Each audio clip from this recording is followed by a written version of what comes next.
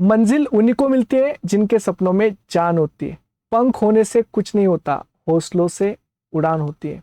इसलिए हमें हमेशा ही आगे बढ़ते रहना चाहिए, हमारे फेल्योर से सीखना चाहिए और कड़ी मेहनत करने के लिए रेडी होना चाहिए।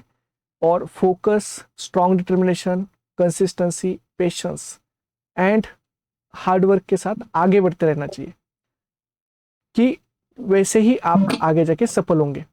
तो हेलो एवरीवन, आप सबका स्वागत है आज के हमारे इस नए सेशन में, CSR नेट अचीवर्स के इस नए सेशन में। और आज हम मिलेंगे हमारे CSR नेट के अचीवर्स पूनम वैष्णव। तो सबसे पहले हमारे सारे स्टूडेंट एंड पूरे IFS फैमिली की तरफ से पूनम आपका बहुत बहुत स्वागत है आज के हमारे थैंक यू सेशन सर। में। तो आज हम बहुत खुश है कि पूनम हमारी IFS लाइफ साइंस की ऑफलाइन की क्लासरूम की स्टूडेंट है, जोधपुर की। एंड पूनम ने सेट MP सेट को भी क्वालिफाई किया है और पूनम ने अभी CSR नेट JRF को भी क्वालिफाई किया है 140 रैंक से। तो हम सब खुश है। तो पूरे स्टूडेंट एंड हमारे पूरे IFS फैमिली की तरफ से पूनम आपका बहुत बहुत congratulations. Thank you sir, thank you so much. So ये जो पूनम पूनम ने IFS जो जोधपुर क्लासरूम है उससे कंप्लीट स्टडी किया था। और पूनम ने बहुत मेहनत किए, बहुत अच्छे क्वेश्चंस प्रैक्टिस करना, कंटिन्यूसली कंटिन्यूसली रिवीजन करना, कंटिन्यूसली डाउट्स पूछना और बहुत अच्छे से सभी टॉपिक को समझना, अंडरस्टैंड करना। और इतना अच्छे से पढ़ाई करने के बाद अब सारे एग्जाम, जितने भी पूनम ने एग्जाम दिए वो सारे क्वालिफाई हो चुके हैं। तो इस सब के लिए बहुत बहुत congratulation Poonam. Thank you sir. And सबसे पहले मैं इंट्रोड्यूस कराता हूँ कि पूनम वैष्णव, ये पूनम ने MSc जो है वो बॉटनी से कंप्लीट किया है जीवाजी यूनिवर्सिटी से 2024 में। और उसके बाद पूनम ने फिर IFS क्लासरूम कोचिंग को ज्वाइन किया था और पूरी पढ़ाई IFS से की। और उसके बाद फिर CSR एग्जाम्स को दिया और एग्जाम में इतना अच्छा रिजल्ट आया। तो सबसे पहले पूनम कि हमारे बहुत सारे स्टूडेंट एक क्वेश्चन बार बार पूछते कि बॉटनी का सिलेबस MSc का अलग है और हमारा CSR का सिलेबस तो बहुत वास्ट है। बायोकेमिस्ट्री से लेके methods in biology plus aptitude, इतने सारे यूनिट्स है। तो सिलेबस देख के ही हमें डर लगता है, चक्कर आ जाता है कि इतना बड़ा सिलेबस हम कैसे कर पाएंगे। तो क्या आपको भी पहले डर लगा था सिलेबस देख के? सर डर का तो ऐसा है कि वो लगता ही है, कोई भी चीज अपन स्टार्ट करते हैं तो डर होता है। लेकिन जो बॉटनी का सिलेबस है और CSIR का जो सिलेबस है वो हाफ तो मैच करता है। मैंने भी अपनी MSc में यही किया था। जैसे मेरी MSc हो रही थी तो मैंने जो CSIR में जो यूनिट्स थी वो और मेरे जो MSc में यूनिट थी वो मैंने MSc के साथ ही कवर कर ली थी। और उसके बाद जो एनिमल फिजियो वगैरह बचा था वो और टेस्ट वगैरह मैंने आईपास से वहां से किया। और इसका मैंने ऑनलाइन ले रखा था MSc में भी, तो MSc में मैंने आईपास से ही पढ़ा था। वाह, तो मतलब MSc में अगर आपने लिया है तो आपने मतलब नोट्स वगैरह प्रिपेयर किए होंगे और उसका आपको यस पहले सर, बहुत नोट्स बेनिफिट होगा। वगैरह, हाँ। हम्म। हाँ, नोट्स वगैरह पहले से थे, बस मुझे वहां पे जाके टेस्ट वगैरह देने थे बस। यस। तो जैसे पूनम आपने जब प्रिपरेशन स्टार्ट की थी तब प्रिपरेशन स्टार्ट करते हुए बहुत सारे यूनिट ऐसे होते हैं कि जो आपके लिए तो नए हैं, क्योंकि बॉटनी में आप कुछ टॉपिक पढ़ते हो पर कुछ टॉपिक जो होते हैं CSR में जो है वो अलग ही है कि जो आपको नए से पढ़ने पड़ते हैं। तो क्या उनको पढ़ने में डिफिकल्टी आई थी क्या? यस सर, पहले लगता था डेवलपमेंट बायो वगैरह ये कभी नहीं पढ़ी थी, क्योंकि बॉटनी में ये हाँ। सब होता नहीं है, बस प्लांट का था थोड़ा बहुत। लेकिन एनिमल डेवलपमेंट नहीं था, तो पहले उससे डर लगता था कि पता नहीं कैसे होगा कैसे होगा। फिर आपने पढ़ाया तो वो अपने आप इंटरेस्ट आ गया और वो अपने आप हो गया। और आज वो सबसे अच्छा सब्जेक्ट डेवलपमेंट लगता है, क्योंकि उसमें कुछ याद नहीं करना पड़ता है, बस समझ में आ जाता है सब। यस। और जब आप नए जब पढ़ना स्टार्ट कर देते हैं तो आपका भाई फिर यूनिट वो फेवरेट भी बन जाता है। Yes sir, yes. आप हमेशा पढ़ाने से पहले ये लाइन बोलते हैं कि हाँ। आज के बाद तुम्हारा ये जो यूनिट है वो फेवरेट बनने वाला है, तो वो हमारे माइंड में होता था कि हाँ सर उसको फेवरेट बना देंगे। यस। तो फिर वो अपने आप वो आप एंजॉय करते हो और IFS में तो पूनम सारे यूनिट से फेवरेट बन जाते हैं, यस सारे सर। यूनिट से हम एंजॉय करते हैं। वैसे पूनम, जैसे हम सीएसआर की प्रिपरेशन करते हैं तो प्रिपरेशन करते वक्त नोट्स बनाना, नोट्स का रिवीजन करना, शॉर्ट नोट्स प्रिपेयर करना, क्वेश्चन प्रैक्टिस करना, ये बहुत इंपॉर्टेंट होता है। तो जैसे आपका इतना अच्छा रिजल्ट आया, एमपी सेट भी क्वालिफाई हुआ, सीएसआर एग्जाम भी इतना अच्छा रैंक आपका आया है, तो ये जो आपका रिजल्ट आया है, तो आपने ऐसी कौन सी स्ट्रेटजी यूज की थी कि जिसकी वजह से आपका इतना अच्छा रिजल्ट आया? स्ट्रेटजी तो सर मेरी यही थी कि जैसे ही मेरा एमएससी हुआ था तो मेरे माइंड में था कि मुझे बस मेरी जितनी यूनिट्स यहाँ कवर हो गई है, उन पे थोड़ा कम फोकस करके मेरी जो कवर नहीं है मुझे वो पूरा करना है। हाँ। तो मैंने आईफास्ट जॉइन इसीलिए किया था क्योंकि ऑनलाइन में मेरा टेस्ट वगैरह ठीक से हो नहीं पा रहा था। तो मुझे लगा कि ऑफलाइन चलना चाहिए, तो इसलिए मैंने ऑफलाइन जॉइन किया। फिर वहाँ पे तो सर लोग जो बताते हैं क्वेश्चन प्रैक्टिस वगैरह, संडे टेस्ट, हम्म। रिवाइज कब करना है, क्वेश्चन प्रैक्टिस कब करनी है, और जो भी बी पार्ट, सी पार्ट की जो बुक्स है आईफास की, वो सारे क्वेश्चन सब किए और हर संडे वाला टेस्ट दिया। बस यही था सर। और यस। जो भी आप बताते थे वहाँ पे कि ऐसे ये करना है, वो तो बस वही स्ट्रेटजी थी। हाँ, तो ये बात मुझे बहुत अच्छी लगी कि जैसे स्ट्रेटजी जो है, जैसे क्लासेस में जितना भी पढ़ाया जाता है वो सब इम्पोर्टेंट है, और दूसरा कि जितना आप पढ़ रहे हो उसके क्वेश्चन प्रैक्टिस करना। तो जैसे पूनम ने भी किया था कि सारे टॉपिक्स को अच्छे से पढ़ना, उसकी क्वेश्चन प्रैक्टिस करना, डाउट्स को पूछना, टॉपिक को अंडरस्टैंड करना और बार बार उसको रिवीजन करना, यही सबसे बेस्ट स्ट्रेटजी है जिससे आपका फाइनल एग्जाम में सिलेक्शन होता है। वैसे पूनम, हम जैसे आईएफएस में भी देखते हैं कि हर जैसे संडे को टेस्ट होता है और हमारे बहुत सारे मॉक टेस्ट जो है वो होते हैं, तो क्या यस सर। उनका आपको फाइनल एग्जाम में बेनिफिट मिला?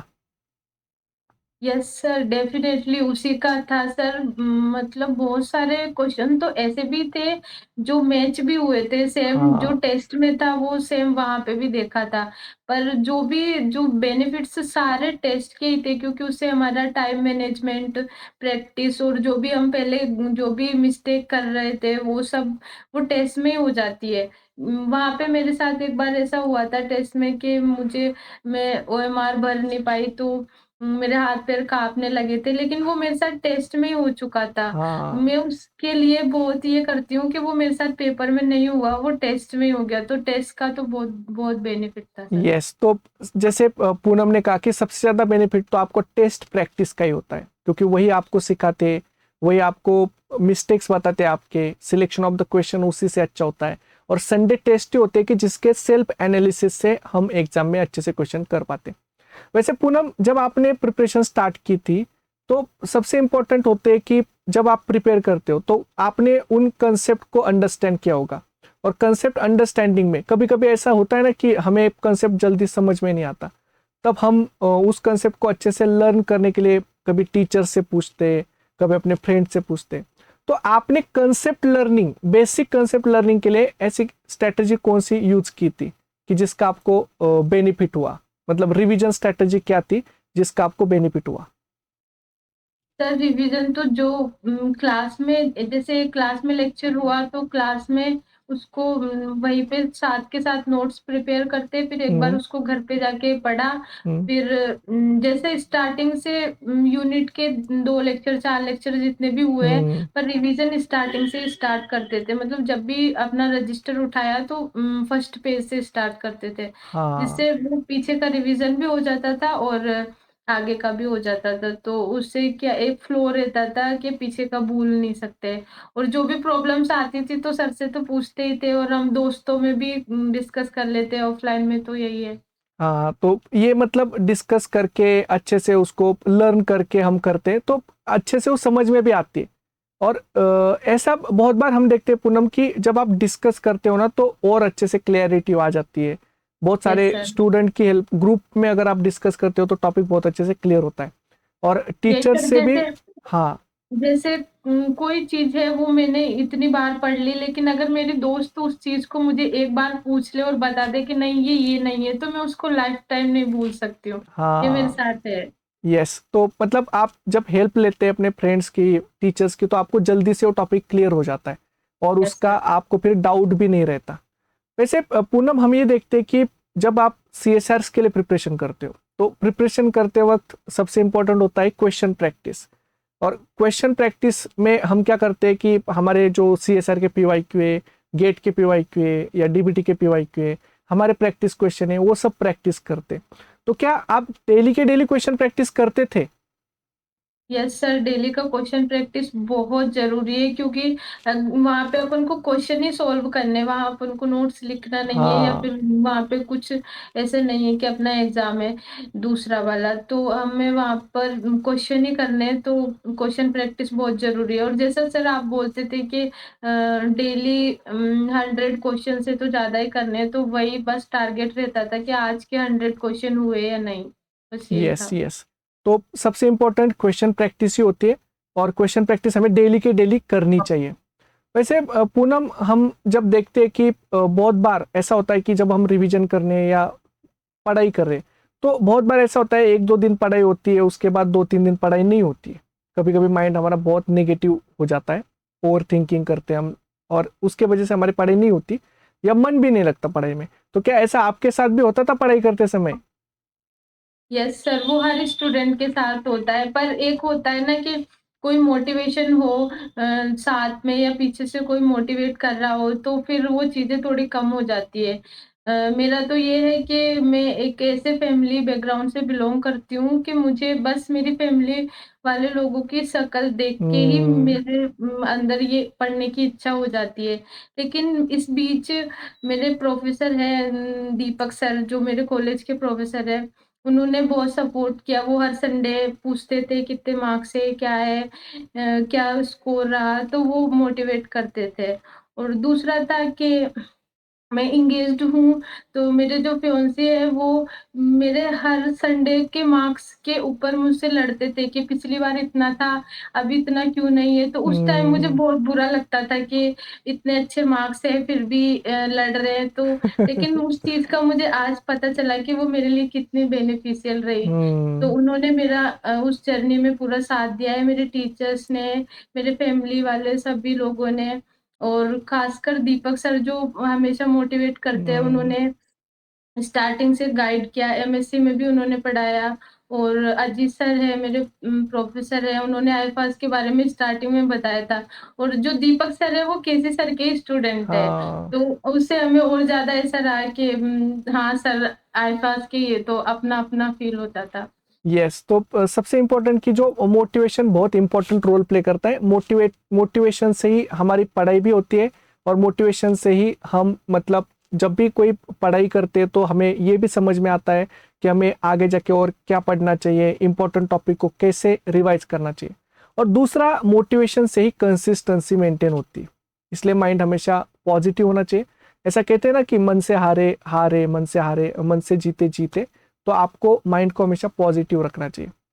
दूसरा, यस जैसे पूनम, हम ये देखते हैं ना कि जब आप प्रिपरेशन करते हो, तो प्रिपरेशन करते हुए CSR के लिए तो यूनिट 1 से यूनिट 13 यूनिट है, टोटल 13 यूनिट्स है। तो जनरली बहुत सारे स्टूडेंट हमें ये पूछते हैं कि सर, सिलेक्शन के लिए कितने यूनिट्स करने चाहिए? 4 यूनिट करने चाहिए, 5 यूनिट करने चाहिए, वो क्या वो सफिशियंट है क्या? तो आपको क्या लगता है, कितने यूनिट्स करने चाहिए JRF के लिए? सर, मैंने तो 13 के 13 ही की थी, क्योंकि मैंने 5 यूनिट एमएससी में कंप्लीट कर रखी थी। हम्म। तो फिर अगर मैं ऑफ़लाइन गई हूँ, तो फिर बाकी की यूनिट्स भी क्यों छोड़नी है? तो मैंने तो सारी की थी। बस मुझे कुछ चीज़ों में प्रॉब्लम आई थी, तो मैंने आपसे डिस्कस किया, प्रांशु सर से डिस्कस किया, तो सर ने यही बोला था हम्म। कि तुम्हें यूनिट नहीं छोड़नी चाहिए। टॉपिक अगर तुम्हें नहीं आ रहा है, तो तुम उस टॉपिक को छोड़ सकते हो, हाँ। पर पूरी यूनिट छोड़ना एक बहुत बड़ी बात है। इसलिए सर यूनिट तो मैंने सारी कंप्लीट की थी, बस कोई-कोई टॉपिक छोड़ा था जो मुझे बैठ ही नहीं रहा था कि नहीं मैं ये नहीं करूँगी। मेरे उसके क्वेश्चन्स अक्सर गलत हो रहे थे, तो मैंने सोचा मैं ये टॉपिक हम्म। नहीं करूँगी।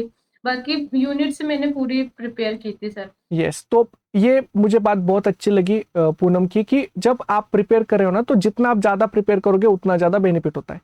CSR में भी जितने ज्यादा टॉपिक्स आप करोगे उतना बेनिफिट है, क्योंकि आपको क्वेश्चन जल्दी मिल जाते हैं, सिलेक्शन ऑफ द क्वेश्चन अच्छा होता है। और ज्यादा टॉपिक करें तो फिर बेनिफिट ये होता है कि आप अलग अलग टॉपिक के भी क्वेश्चन को जल्दी सिलेक्ट कर सकते हैं, और वो आपका करेक्ट आ जाएगा।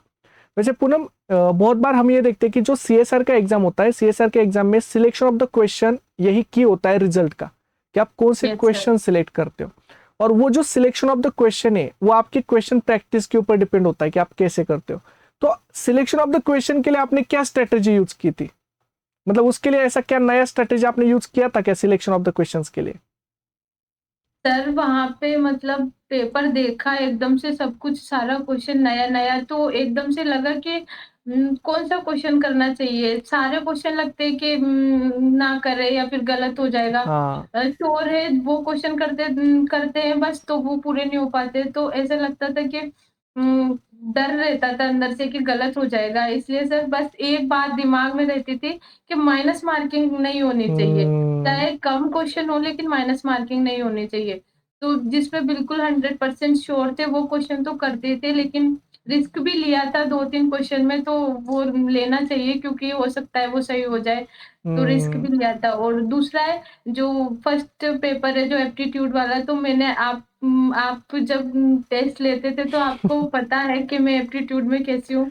मेरा एप्टीट्यूड बिल्कुल अच्छा नहीं था। तो हम्म। मैंने अभी भी ये दिमाग में रखा था कि पता नहीं मैं एप्टीट्यूड कर भी पाऊँगी, नहीं कर पाऊँगी। हम्म। तो मेरे पास बस 10-15 मिनट ऐसे कुछ बचा था पेपर में, तो मैंने सोचा एक बार देखती तो हूँ एप्टीट्यूड वाला सेशन, तो उसमें लकीली मुझे क्वेश्चंस मिले और मेरे वो क्वेश्चन सही भी रहे। तो मेरे जितने माइनस हुए वो उधर से कवर हो गए बस। यस, तो ये बात मुझे बहुत अच्छी लगी पूनम की, कि देखिए पूनम ने जैसे बोला कि आपको प्रिपेयर करते समय तो थोड़ा रिस्क लेना पड़ता है क्वेश्चंस करते समय भी, क्योंकि मे बी आपको लग रहा है तो उस क्वेश्चन सही भी हो जाएगा। और दूसरा जैसे एप्टीट्यूड की बात, जैसे पूनम ने भी एप्टीट्यूड को प्रिपेयर किया था, और आपको प्रिपरेशन करना ही चाहिए क्योंकि एप्टीट्यूड बहुत इंपॉर्टेंट है। उसके फाइनल एग्जाम में बहुत बेनिफिट होता है, आपकी रैंक इंप्रूव होती है, आपका जेआरएफ क्वालिफाई होता है, आपको मतलब एप्टीट्यूड की वजह से अच्छे मार्क्स आते हैं, और बी और सी में अगर कम मार्क्स आए तो भी एप्टीट्यूड वो कवर कर सकता है, इसलिए एप्टीट्यूड करना ही चाहिए। वैसे पूनम, हम जैसे देखते हैं कि लाइफ साइंस के स्टूडेंट जो होते हैं वो बहुत सारे स्टूडेंट क्या करते हैं कि मैथमेटिक्स से दूर भागते हैं, मैथमेटिक्स आता नहीं है, और न्यूमेरिकल आंसर टाइप क्वेश्चन तो हम दूर ही भागते हैं क्योंकि हम करना ही नहीं चाहते क्योंकि हमें आता नहीं है। तो क्या न्यूमेरिकल आंसर टाइप क्वेश्चन से आपको भी डर लगता है? ऑब्वियसली सर वो डर जो बॉटनी वाले बच्चे उनको तो लगता ही है, बाकी हाँ। बायोटेक वाले बच्चे वो फिर भी ट्राई करते हैं, लेकिन बॉटनी वालों को तो मुझसे डर लगता ही है सर। और हाँ। मुझे तो जिसमें बहुत डर लगता है, मैंने तो मतलब लॉजिकल वाले क्वेश्चंस, क्लॉक वगैरह, ट्रेन वगैरह ऐसे क्वेश्चंस पे ज्यादा फोकस किया था जिससे मैं बस मेरे मार्क्स सिक्योर कर पाऊँ। हम्म। मेरे को ऐसा नहीं था कि मैं पूरा एप्टीट्यूड करूँ, बस मुझे ये था कि मेरा माइनस ना होना चाहिए एप्टीट्यूड में, क्योंकि लाइफ साइंस का जिसका अपन पढ़ रहे हैं उसका जो सी पार्ट है वो थोड़ा मेन था। तो उसके लिए उसकी जो माइनस मार्किंग हो वो फर्स्ट पेपर से कम कवर हो जाए, हम्म। बस इतना था। तो मैथ से तो मुझे बहुत डर लगता है सर, अभी भी लगता है। हाँ, मतलब हम सब स्टूडेंट की तरह ही है कि मैथ से थोड़ा डर लगता ही है, एंड इसलिए न्यूमेरिकल आंसर टाइप से हम दूर भागते हैं। वैसे न्यूमेरिकल आंसर टाइप में भी जो सिंपल सिंपल क्वेश्चन है, जो छोटे छोटे क्वेश्चन है सिंपल उसको सिंपल जो लॉजिकल जो हम्म ऐसे हो जाते हैं वो वही किए थे बस। वही करते हैं। तो बट करना इसलिए चाहिए क्योंकि मे बी आपका सिंपल क्वेश्चन अगर आ जाए तो वो छूट ना जाए हाथ से, क्योंकि उसके मार्क्स आपके लिए बोनस मार्क्स होते हैं। अभी जैसे पूनम, हम ये देखते हैं ना कि जब आप प्रिपरेशन करते हैं तो प्रिपरेशन में सबसे इंपॉर्टेंट होता है कि आप क्वेश्चन प्रैक्टिस एंड रिविजन्स कर रहे हो। तो रिविजन्स वो भी मल्टीपल टाइम रिविजन होनी चाहिए। तो हम्म। मल्टीपल रिविजन्स मेंटेन करना बड़ा डिफिकल्ट होता है, क्योंकि यस कुछ सर। यूनिट बहुत बड़े होते हैं, कुछ यूनिट के लिए ज्यादा टाइम लगता है, कुछ यूनिट के लिए छोड़ बहुत कम टाइम लगता है। तो आपने ये मल्टीपल यूनिट्स के रिविजन्स को कैसे मैनेज किया था? उसके लिए क्या मतलब स्ट्रेटेजी यूज की थी? सर रिवीजन का तो जैसे आपने बोला, रिवीजन बहुत इंपॉर्टेंट है, क्योंकि अपन अगर रिवीजन ही नहीं कर पाएंगे तो क्वेश्चन प्रैक्टिस भी नहीं कर पाएंगे और शायद एग्जाम भी क्वालिफाई नहीं कर पाएंगे।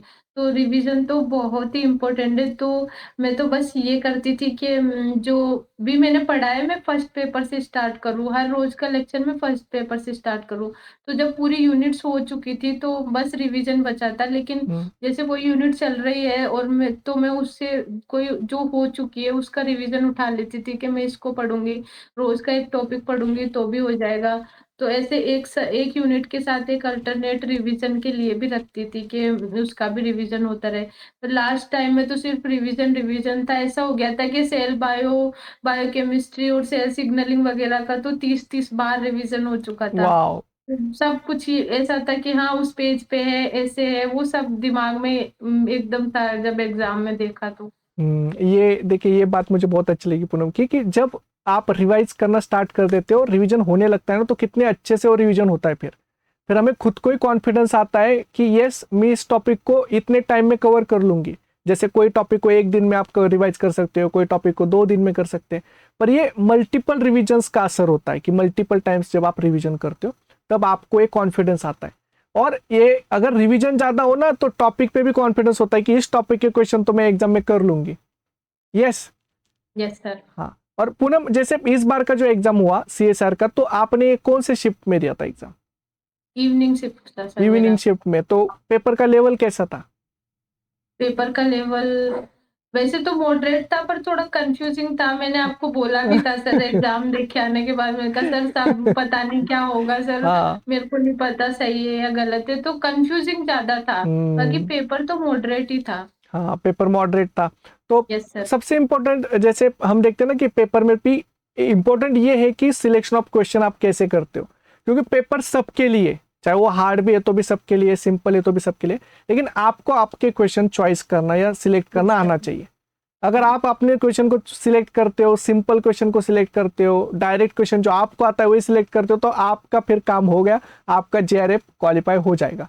इसलिए सिलेक्शन ऑफ द क्वेश्चन करना बहुत अच्छा है। तो पूनम, अब हम रैपिड फायर राउंड लेते हैं। हाँ। Yes sir. हाँ, तो बस फास्ट फास्ट आंसर देने, और क्वेश्चन बड़े सिंपल सिंपल क्वेश्चन पूछूंगा मैं। हम्म। ओके तो सर। सबसे पहला क्वेश्चन, कि जैसे हमारे यूनिट है, यूनिट 1 से लेकर यूनिट 13 है, सबसे डिफिकल्ट यूनिट कौन सा लगता है? सर डिफिकल्ट मेरे को लगता है अप्लाइड बायो, जिसमें मुझे वो कल्चर वगैरह, एनिमल कल्चर वगैरह वो सब बिल्कुल अच्छा नहीं लगता। हाँ। मैंने वो टॉपिक छोड़ा था। बाकी यूनिट में मैंने प्लांट वाला पूरा कवर किया था, हम्म। एग्रोबैक्टीरियम वगैरह वो सब। यस, तो ये मुझे बहुत अच्छी बात लगी पूनम की, कि ये क्लियरिटी है कि जो डिफिकल्ट है वो नहीं किया तो भी चलता है। बस आपको क्या करना है कि ये क्लियर रखिए कि आपके टॉपिक कौन से स्ट्रांग है और कौन से टॉपिक वीक है, ताकि आप ऐसे क्वेश्चंस को ना करें कि जो आपका गलत हो जाए। इसलिए स्ट्रांग टॉपिक फोकस्ड होने चाहिए, और आपको एग्जाम में भी वही क्वेश्चंस करने जो आपको आते हैं। पूनम, यस। जैसे हमारे इतने 13 यूनिट है, एप्टीट्यूड है, सबसे आपका फेवरेट यूनिट कौन सा लगता है आपको, और सर कौन सा मेरा है? अगर आगे वाला जो सॉल्यूशन वगैरह का छोड़ दिया जाए तो मेरा बायोकेमिस्ट्री फेवरेट है। वाओ। पर वो जो आगे सॉल्यूशन वगैरह है, वो बॉन्ड वगैरह वो थोड़ा वीक है। हम्म। बाकी मेरा पीछे का बायोकेमिस्ट्री मेरा फेवरेट है, उसके हम्म। बाद मेरा है डेवलपमेंट बायो। हम्म। और बाकी तो सब अच्छा लगता है, मॉलिक्यूलर हाँ, सब जब पढ़ बाकी लिया सब। था तो सभी अच्छा लगता था सर। यस, बायोकेमिस्ट्री तो सभी स्टूडेंट डरते हैं हमारे बायोकेमिस्ट्री से, कि इतना नहीं बड़ा पर टॉपिक है। बायोकेमिस्ट्री केसी सर का जो पढ़ाने का तरीका हाँ। है वो मतलब एक एक चीज को ऐसे पढ़ाते हैं जैसे तो खेल खेल में पढ़ा दिया हो। हाँ। तो बायोकेमिस्ट्री लास्ट तक तो बहुत सारे यूट्यूब पे सर ने सेशन चलाए थे, उन सब से रिवाइज ऐसे ही हो जाता था कि 3 घंटे का सेशन है बायोकेमिस्ट्री का, चला के रख दिया, उसमें खाना खा रहे, काम कर रहे, सब कर रहे, तो वो रिवाइज ऐसे ही हो जाता था। तो बायोकेमिस्ट्री का तो केसी सर बहुत ही अच्छा पढ़ाते हैं, इसलिए मुझे वो बहुत अच्छा लगता यस, है। और जिसका बायोकेमिस्ट्री सबसे अच्छा है उसको 13 के 13 यूनिट समझ में आते हैं बहुत अच्छे से, क्योंकि सबको लिंक करता है। और बायोकेमिस्ट्री एक बार समझ में आना तो सारे यूनिट्स भी हमारे एंजॉय हो जाते। फिर ऐसा यस लगता ही सर। नहीं कि हमें पढ़ना है, क्योंकि हम बायोकेमिस्ट्री में सब पढ़ते हैं 13 के 13 यूनिट्स। यस। वैसे पूनम, हम ये देखते हैं कि हमारे जो सीएसआर के स्टूडेंट हैं उन सब में कि एक डर रहता है, और वो डर है कि निगेटिव मार्किंग, कि वो अटेम्प्ट ही करते समय ये ज्यादा सोचते हैं कि करूँ या नहीं करूँ, गलत तो नहीं हो जाएगा, निगेटिव तो नहीं हो जाएगा, तो इस चक्कर में अटेम्प्ट भी नहीं करते। तो क्या निगेटिव मार्किंग का डर आपको भी लगता है? सर नेगेटिव मार्किंग उस दुनिया में एक भूत की तरह है कि नहीं, उससे डर, उससे हर कोई डरता है नेगेटिव मार्किंग, क्योंकि हम्म। वो हमारे भविष्य को बिगाड़ सकती है। तो हम्म। ऑब्वियसली नेगेटिव मार्किंग से डर लगता है।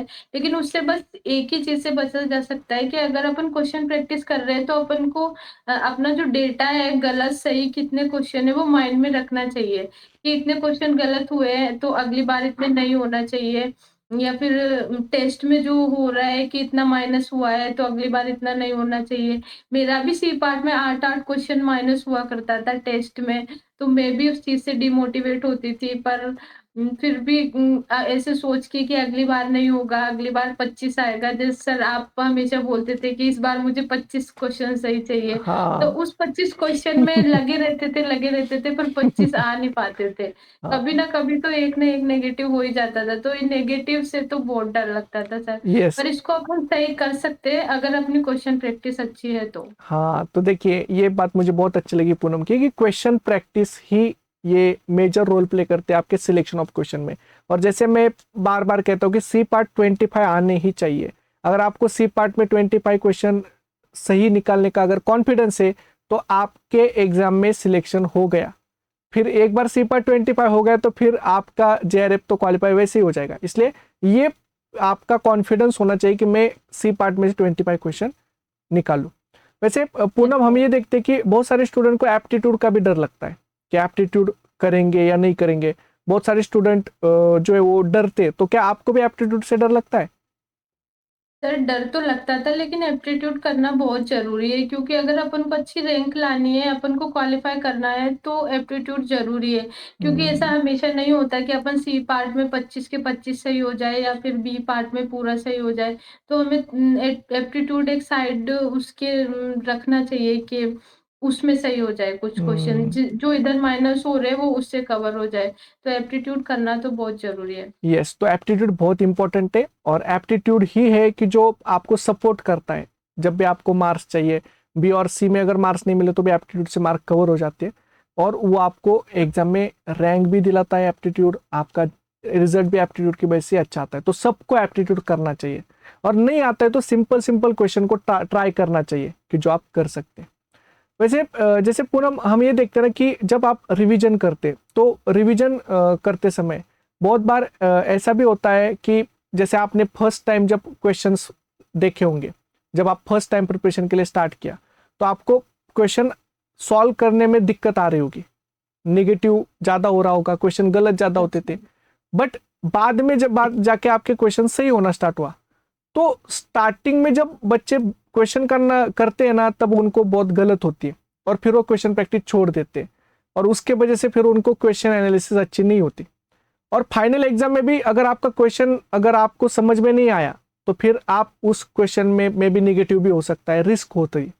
तो क्या आपको एग्जाम में ऐसा लगा था कि बहुत सारे क्वेश्चन ऐसे हो सकते हैं कि जो मेरे गलत भी हो जाए, या मुझे रिस्क लगती है, तो फिर उस टाइम पे आप क्या करते थे? सर जब मैं क्वेश्चन प्रैक्टिस करती थी तो स्टार्टिंग में सबके साथ होता है कि हम्म। अगर अपन कोई चीज़ पहली बार कर रहे हैं तो यहाँ कोई पहले से सीखा हुआ नहीं होता हाँ। है। तो ऑब्वियसली पहली बार में तो गलत होता ही है। पर जैसे-जैसे अपन क्वेश्चन प्रैक्टिस करते हैं तो वो अपने आप अच्छा लगने लगता है। फिर रिवीजन से ज़्यादा क्वेश्चन प्रैक्टिस अच्छी लगने लगती है। पर ये बिल्कुल नहीं करना चाहिए कि क्वेश्चन प्रैक्टिस अगर क्वेश्चन सही नहीं हो रहे तो छोड़ दिया। क्योंकि हाँ। क्वेश्चन प्रैक्टिस अगर छोड़ दिया तो शायद ही सिलेक्शन हो पाए, क्योंकि अपन को वहाँ पे क्वेश्चन ही सॉल्व करने हैं। यस। और क्वेश्चन पेपर में तो रिस्क लेने का तो ऐसा है कि वो थोड़ा बहुत लेना पड़ता है, क्योंकि हाँ। 100% श्योर जिनमें है वो तो है, लेकिन अपना माइंड में है कि अपन को 25 क्वेश्चन करने हैं। तो अगर 2-3 क्वेश्चन नहीं भी आ रहे हैं और लग रहा है कि हाँ, इसका ये हो सकता है, तो 1-2 क्वेश्चन करने चाहिए। लेकिन यस। ज़्यादा ऐसा नहीं है कि हर में ही रिस्क ले लें, तो 1-2 हम्म। क्वेश्चन में रिस्क लेना चाहिए। करेक्ट। तो मतलब कभी कभी रिस्क भी लेना पड़ता है, लेकिन यहाँ पे मुझे पूनम की बात बहुत अच्छी लगी कि आप पहले क्या करें, क्वेश्चन प्रैक्टिस करते रहे। इवन गलत हो रहा है, पहले बार तो गलत ज्यादा होगा क्योंकि हमें कुछ आता ही नहीं था, हम स्टार्ट कर रहे हैं क्वेश्चन प्रैक्टिस, तो आपका गलत होगा। लेकिन जब आप बार बार प्रैक्टिस करोगे तो वो क्वेश्चन सारे आपके सही हो जाएंगे। और दूसरा, एग्जाम्स में जब आपको क्लियर है कि इसमें कंफ्यूजन है, तो ऐसे क्वेश्चंस को अवॉइड करो, ऐसे क्वेश्चन को मत अटेम्प्ट करो। और ऐसे ही क्वेश्चन अटेम्प्ट करो कि जो आपके सही हो सकते, जिसमें आपको श्योरिटी है, तब आपके क्वेश्चन जो है सही हो जाते हैं। वैसे पूनम, अभी जैसे हम देख रहे हैं कि अभी जो अगला एग्जाम होगा वो जुलाई या अगस्त में हो सकता है। अभी बीच में जो टाइम है 2-3 महीने, तो क्या यस जो सर। हमारे बहुत सारे स्टूडेंट है कि जो प्रिपेयर कर रहे हैं अगले एग्जाम को, तो क्या इन सफिशिएंट है ये 2-3 महीने का टाइम कि जिसमें वो प्रिपेयर करके आपके जैसा इतना अच्छा रिजल्ट ला सकते हैं?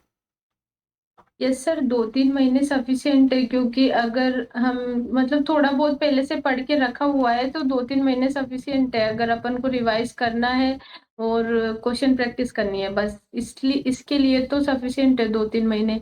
अगर बिल्कुल नहीं पढ़ा हुआ तो फिर थोड़ा ज़्यादा टाइम चाहिए, लेकिन अगर थोड़ा बहुत भी पहले से है तो 2-3 महीने तो सफिशिएंट है। हाँ, तो 2-3 महीने में आप इजीली प्रिपेयर कर सकते हैं। तो पूनम, जैसे हमारे इन स्टूडेंट के लिए क्या मतलब ऐसे बेस्ट स्ट्रेटेजी क्या हो सकती है कि जिससे वो उस स्ट्रेटेजी से आपकी तरह इस एग्जाम को क्वालिफाई कर सकते हैं? क्या क्या करना चाहिए स्टूडेंट ने? सर मेरा तो यही था कि रिवीजन और क्वेश्चन प्रैक्टिस, हम्म। और सबसे बड़ा होता है कि जो अपना आलस है वो हटा देना है, कि हाँ। वो सबको लगता है कि पढ़ाई में थोड़ा सा ऐसा ही होता है कि नहीं नहीं, पर अगर दिमाग में कोई ड्रीम है, कोई सपना है, तो वो पूरा करने के लिए फिर लग जाता है कि कुछ भी हो बस वो पूरा हो जाए। तो अपन सब तैयार होते हैं कि क्वेश्चन प्रैक्टिस, रात जगना, दिन जगना, मतलब कुछ चीज मैटर नहीं करती है फिर, अगर अपना ड्रीम वही है तो मेरे तो फिर भी मेरे फादर नहीं है, तो मुझे तो मेरे दादू ने ही यहाँ तक हम्म। पहुंचाया है, जो वो मुझे हमेशा से सपोर्ट करते हैं। उनको इतनी चीजों की नॉलेज नहीं है कि क्या CSIR है, क्या नेट है, वो नहीं जानते, बस वो इतना जानते हैं कि मेरी बेटी पढ़ रही है, तो वो मुझे हमेशा सपोर्ट करते थे। हम्म। तो मेरे लिए सबसे बड़ा मोटिवेशन है वो, कि वो हमें अभी तक मेरे साथ है, और वो बहुत खुश है मेरी इस अचीवमेंट से। तो इस खुशी के लिए हमें इतना तो करना चाहिए कि हम थोड़े दिन की नींद त्याग सकते हैं, थोड़े दिन कड़ी मेहनत कर सकते हैं इस चीज़ के लिए, क्योंकि इसके बाद सब बहुत खुश होते हैं और सब बहुत अच्छा होता है। हाँ, तो तो जो भी इस फील्ड में है, तो उनके लिए तो यही है कि अगर आपका ड्रीम है, तो बस उसके लिए लग जाओ, क्योंकि उसके बाद कुछ मैटर नहीं करता है, सारी चीज़ें बाद में हो सकती है।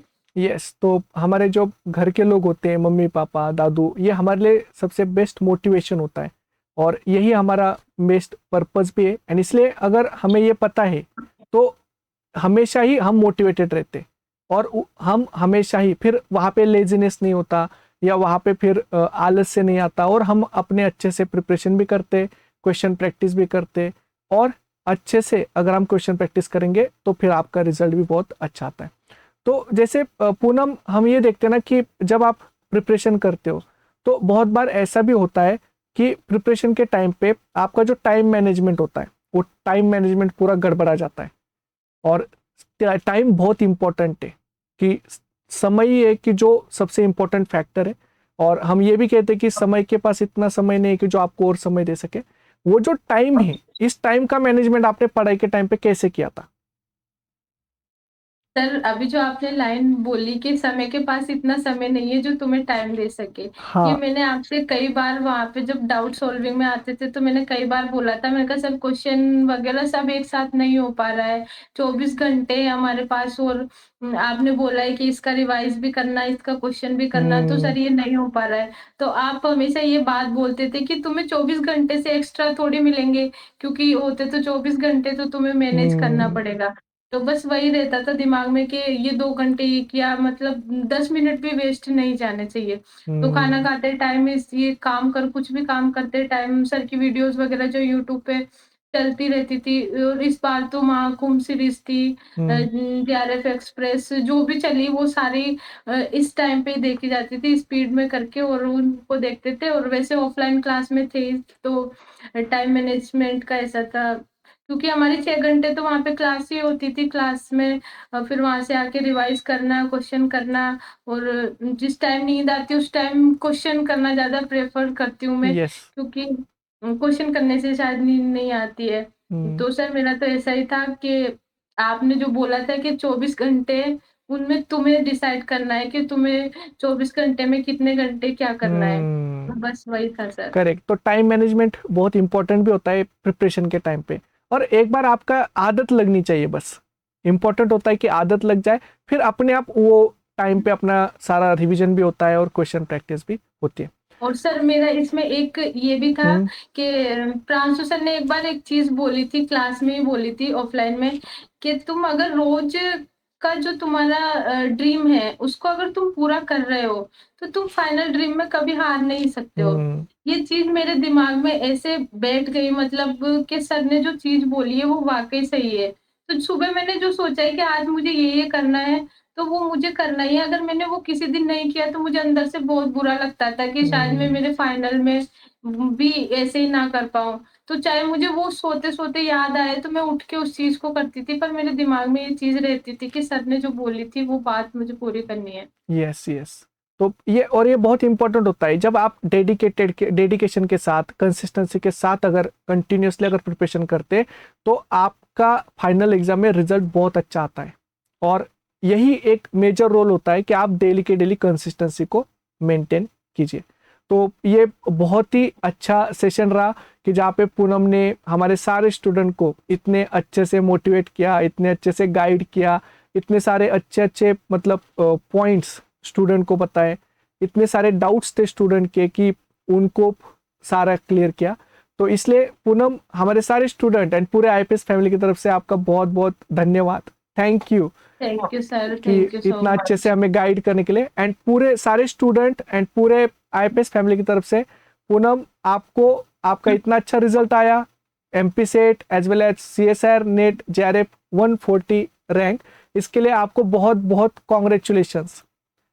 तो बहुत थैंक यू बहुत, sir, thank you yes, so much. बहुत बहुत कॉन्ग्रेचुलेशंस, एंड हम बहुत खुश है कि इतना अच्छा रिजल्ट आया। और अगले जो भी आपका जो फ्यूचर ड्रीम्स है ये आपके सारे कंप्लीट हो, and wish you all the best for your future. And thank you ऐसे सर। ही अच्छे से बाकी भी जैसे एग्जाम से उन सबको भी क्वालिफाई कीजिए। हाँ, so thank you so much all, thank you. Thank you sir.